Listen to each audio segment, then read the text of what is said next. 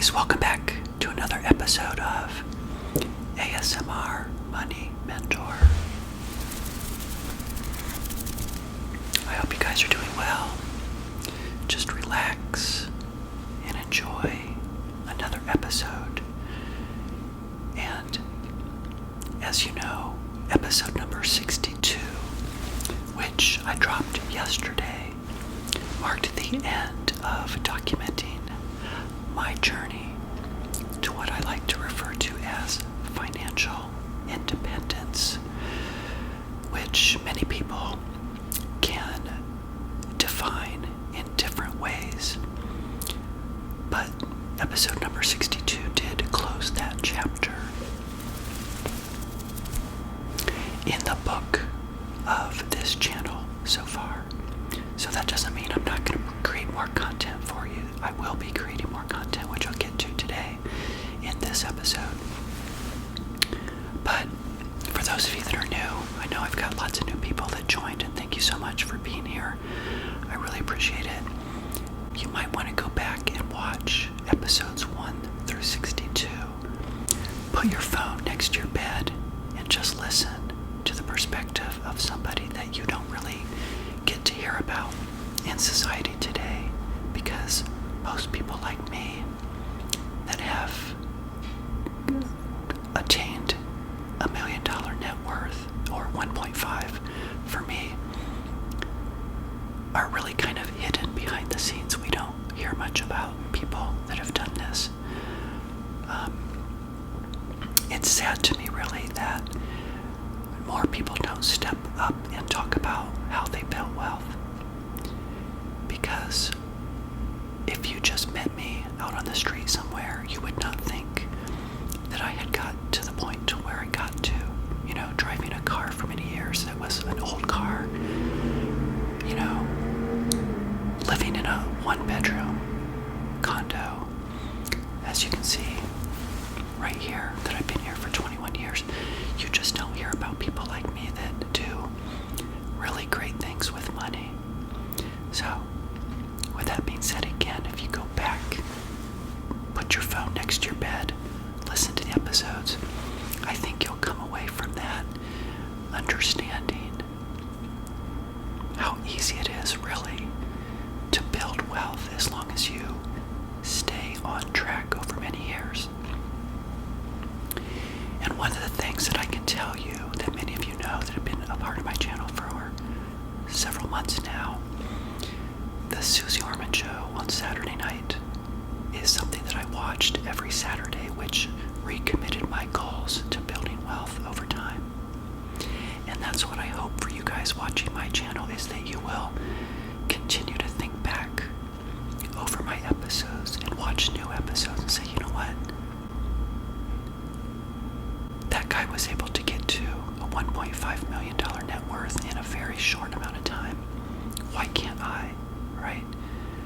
There's no reason why you can't, as long as you have your income continuing to go up and you keep your expenses down. So, go back and listen to those episodes, especially again for those of you that are new, or for those of you that have a hard time staying committed to goals.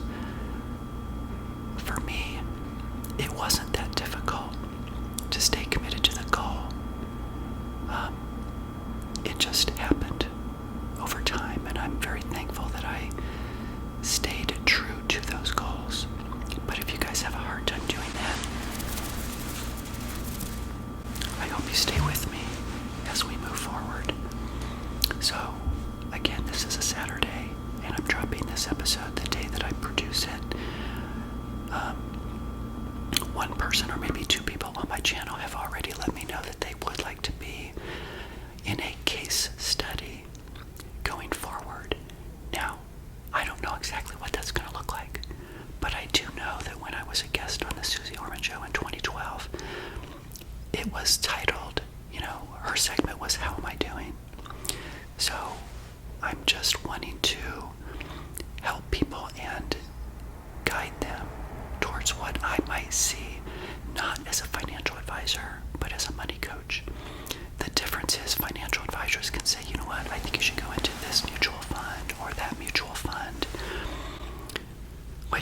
honest with you guys, I don't think anybody truly needs a financial advisor per se.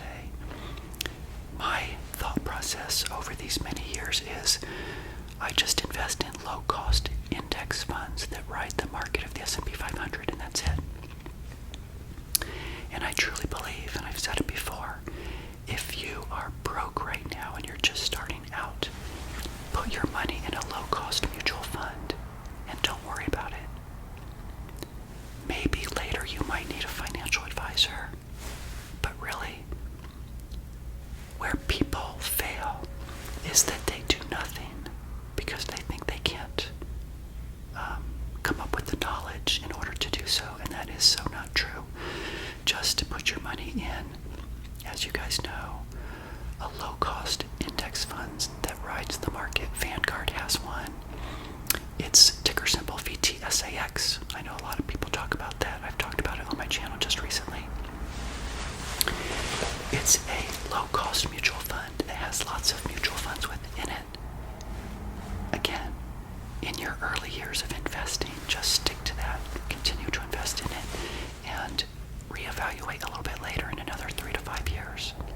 Okay. So back to the content of this episode is really to help you figure out, for those of you that are interested in emailing me at evanthomasbroke@yahoo.com, I want to provide you with some information that I would be looking for when you send in your email to me, because what we probably won't do is go back and forth. I know you don't have time for that. I don't have time for that. I work a full-time job. So the more information you give me up front, the better. And it is going to be pretty simple. And in fact, the episode that I created just recently, where I talked to my former self, was a spreadsheet that I had from that show, which I can also give you guys details about. I probably won't email the spreadsheet to you, but instead, here's what I will be looking for as far as seeing how you're doing right now. And then we can come up with a plan for you if necessary. Some of you might be doing really great. You may not need advice as far as, what kinds of things you may want to do. And you can send that information in to me as well, and I will share it with everybody. So first of all, use a fake name. So when you email me, just make up a name. We're going to use first names only. And so let's say Mark decides to email me and say, Evan, I would like to be on the show as a guest. Not a guest per se where I'm going to be talking to you. I'll probably do maybe like a role play. I'm not sure yet. I might do it different ways. But I will take your information and share it with everybody else. So let's say, for example, Mark wants to be on a case study. So Mark would email in, and the first thing I'd be looking for is, what is your total income? Total income including everything, right? So if you get a bonus throughout the year, include that as well. And give me just a general idea of what your total income is. Again, gross income before taxes and before any systematic investments into your 401k if you have a 401k. So you might have to look at, and this is going to force a lot of you to really look at your money, by the way. It really does force people to really analyze what they've got going on. So it might be an eye-opener for many of you. So gross income, and then tell me what are the taxes. And again, I want to know for the year, not for the month, but for the year. So just take all of this information and make sure it's for a 1 year snapshot, okay? And most likely you can do that on your own. As far as expenses, just multiply it by 12. Some of you probably have expenses like I do where you make quarterly payments. So I would just want to know the total dollar amount. I can back into the monthly expenses by dividing by 12. So total income. Then tell me what your taxes are that are taken out. Then your net that goes into your paycheck after whatever you put into your 401k, if you have a 401k. So that then you can talk to me about on a separate area. So whatever goes into your paycheck is what I want to know, and a yearly amount, okay? Then for your expenses, I like to refer to them as true expenses, and then you have expenses like fun and other and savings, because anything that goes into your paycheck after automatic contributions into a 401k, for example, either to a pre-tax or post-tax bucket, is money that you invest through after tax, so it's in your paycheck. Does that make sense? So then I want to know, what are your total expenses for the year? You can give me the monthly breakdown, that's fine, but then just multiply it by 12, and then we'll get that number. Okay? Now, you will also have to be really honest with yourself, and you're going to have to say, self, how much am I really spending on fun and other? Other is things like your emergency fund that you're investing into, if you don't have an emergency fund, etc. So do your best to figure out how much you give yourself for fun, subtract that out, and then let me know how much of whatever is left over in your paycheck that you are sending into your savings and or investing, okay? All right. So that pretty much is part one, total income. Take out the taxes. Take out what you're contributing to your 401k if you have one, expenses, and then what is that number that is left over, okay? Now, if you believe in a zero-based budget, that number should be zero, because remember, you are considering your savings as an expense, so it really should be to zero at that point. Are you following me? Okay. Now, then I would like to know your savings and your investment total balances. Savings, remember, are things that we like to refer to as short-term reserves. Short-term reserves. Your checking account, if you have money there. You know what? I don't keep money in my checking account. I filter it to my savings. But some of you might have money in a checking account. It could be a money market account. It could be an online savings account. It could be CDs.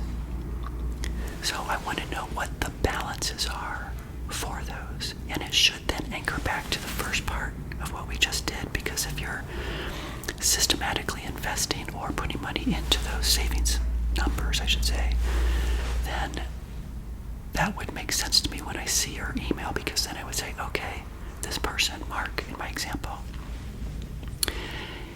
is telling me how much he's putting into the savings, but then over here now you're giving me the balances, right? Okay, so label it short-term reserves and what you have in those short-term reserves as far as the balances. The next thing we would do after that is I want to know what the balances are that you have in your investment accounts. And your investment account, remember, are things like your 401k, which may be earmarked for retirement, of course. You may have a Roth IRA, which is earmarked, of course, for retirement. You may have other investment accounts too, like a taxable account and other investments as well. Remember, investments are things that you don't need for maybe 5 or 10 years. It's in the stock market. That's the major difference as well. Savings is not in the stock market, but your investments are in the stock market. So I want to know, what are the balances of those? This should also anchor back to what you gave me on the first part of the email, which is how much you're contributing into those investment accounts as well.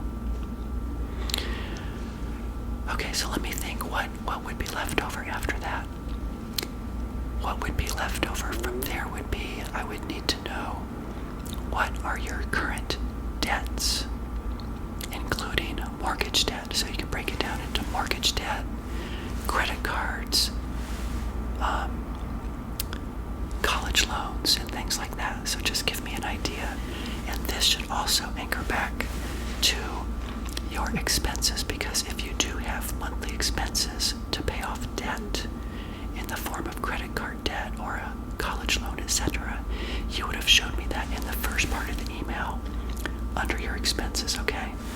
So then I would go, okay, now here I'm seeing the balances that you have in terms of debt.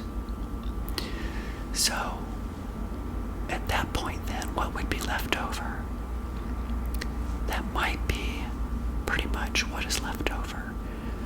And again, I think this would be probably a very eye-opening experience for many of you in terms of what I just shared with you. And don't feel bad about where you are, because if you're young right now, then you have lots of time on your side. And so, in considering wrapping up today's video, let me think that that pretty much is it. I mean, if there's anything else you can think that you would want me to know, like what are your goals in the next 5 and 10 and 15 years, then let me know that too. Because if you want to own a home, some of you might be saving for a home, so maybe you're not putting so much money into your debt repayments, right? So the more information I have, the better. And so I will give you my thoughts based on all of the experience I have from primarily my own journey and from reading books, etc. And again, I won't approach it from a financial standpoint as an advisor, but more as a coach. And also let me in the email if you're struggling right now and you have a hard time saving, then give me some background about what your struggles are so I can think through if there's any barriers or things that I can share with you and our viewers that might help. Because I really do think that a lot of people, especially young people today, and yesterday, like for me, I mean, you guys know my story. I was bankrupt at age 29 years old. I didn't start saving and investing until I was 40. I'm 58 today. So let's put it all into perspective. If you write in and you say you're 27 years old and you're doing things with money, do you understand how far ahead you are from even where I was? Does that make sense? So if you're 27 right now, you're 13 years ahead of where I was until I even started thinking about money at all. So I really look forward to hearing from you guys. Again, if it doesn't work, if not enough people decide to give me information and to be on a case study, then maybe I'll make some up. Because I think I actually did that on my podcast as well, Broke at 40, where I made up scenarios. Some of them were real, but some of them I just started thinking about different scenarios of people and where they could be in their financial journey. And I think that it did help people because they were able to then hear stories about what other people are doing and where they are. Because let's face it, do you get this anywhere else? I mean, all you see on social media are the people that are flaunting their wealth in terms of material items, and there is a whole subset of people out there in the financial independent community. In fact, I had a viewer made a comment. I may have shared this with you the other day. I was so impressed. A viewer, hopefully a subscriber, said that he or she was with his siblings or her siblings, brothers and sisters, hoping to retire by the time they got to 40. I mean, that's incredible, right? So if you're a young person right now, and if you have a really high income, and many of you do, you may have a higher income than I do, then there is a subset of people out there that are following the financial independent community, and they are saving and investing as much as they possibly can while they're young, before they even get to age 35 or 40. And by the way, that is called coast fire. That means while I am young right now, and while I have a good income, I'm going to deliberately keep my expenses really low.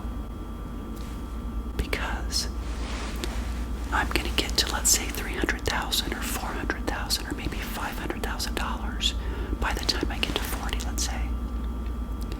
Do you realize then that you may not have to put any more money into those investments from age 40 to 55 or 60?